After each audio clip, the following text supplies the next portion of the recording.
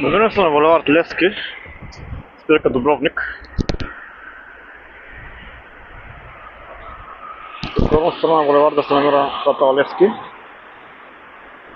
Там са студентските общежития блок 14, 18, 35. Катам това, защото от 2001 година някои неща са така, както ще видите и днес.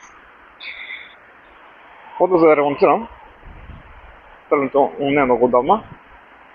Платформите не работят и никога не са работили.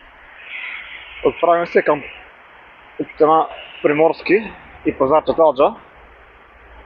Излизайки от подлеза, стигаме до кръстовище, на което няма пешеходна пътека. Щастие, тя е изнесена доста по-встрани на другия изход на подлеза. Когато посечем улицата, мисля, че доктор Железкова се казва, на отсрещната страна срещаме добре познатата утъпкана пътечка, още в 2001 година. В момента съседство вече се изгражда паркинг във връзка с зелената зона. Тук тротуара е ремонтиран. Когато положим надолу, той просто свършва с нищо. Има някакъв фундамент, който е остатък, може би от комунизма. Някакъв барак е вероятно много тук. Виждам, че на срещната страна на улицата тротуара е направен съвсем скоро. Допреди няколко месеца нямаше тротуар, нито отляво, нито отдясно. Тук се работи усилено по новоизграждащата се зелена зона на Варна. Може би няма да е много зелена. Няма да останат много градинки. Но варници така се го харесат вероятно. Масово имат по два автомобила на семейство.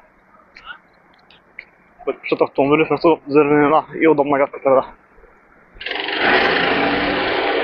Тази уличка, която свършва в нищото, в един трафопост, до неотдавна беше паркинг, а тук отстрани беше, така да се каже, зелена площ, иначе казано тъпкана от автомобилите и направена възможност да паркират хората под прозорците си, естествено. Продължаваме надолу към улица Клокотница.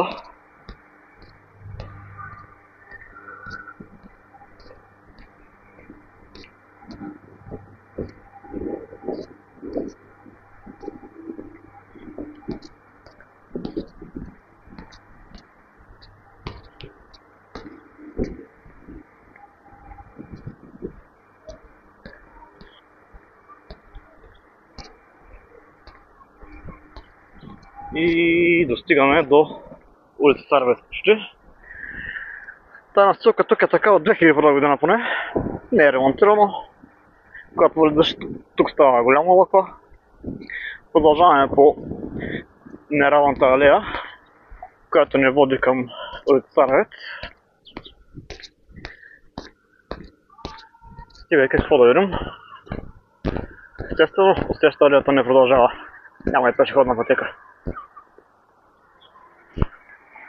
От лявата страна има някакви бетонни останки отново от незнайни времена. И ако се върнем малко назад, до началото на тази алейка,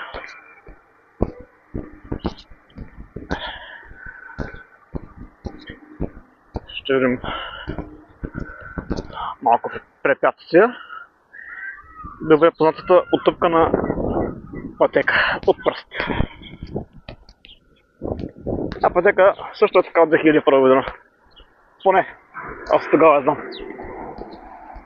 Тук отново някакви останки от незнайни времена.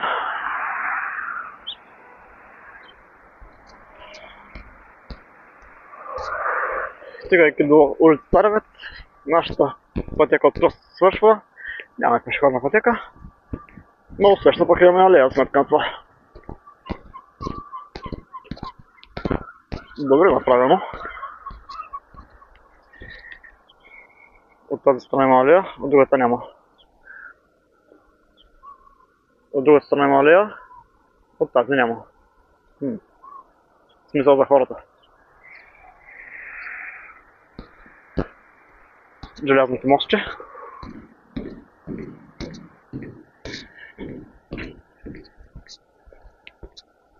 И другото платно на улица Царевец.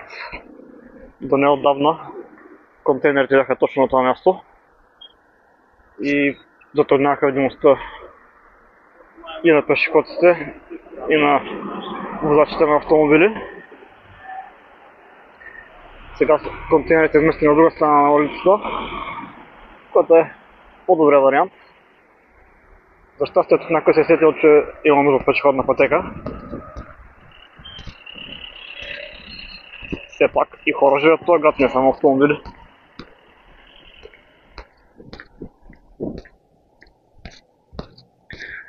Настилки 15 различни модела. Стъпала, наклони, канали. Общи стъпала и наклони.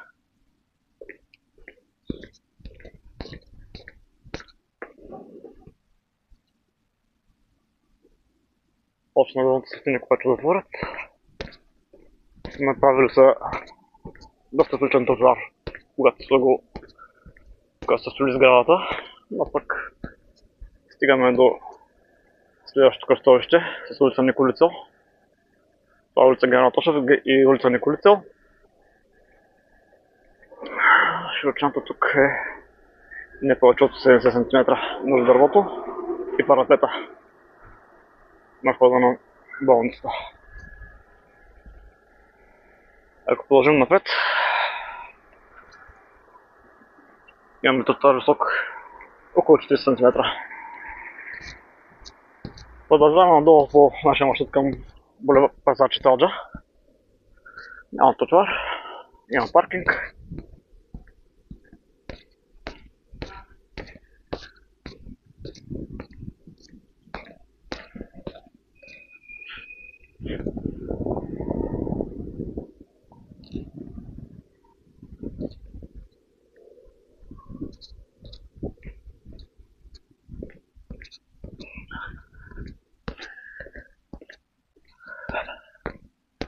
Тук виждаме някаква огромна скрина пръст. Висока е над 2,5 метра. Защо е тук? Никой не знае. И някакви бордюри отгоре, остатъци от бетон.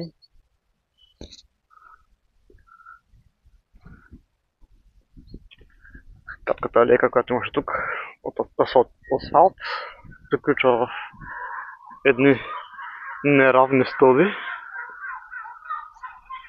Вероятно подредени така от живущите наоколо. Или по добре познатите ни кални пътеки, които са се трамбовали доста добре от целия трафик на хора. И отново от някъде изниква алейка.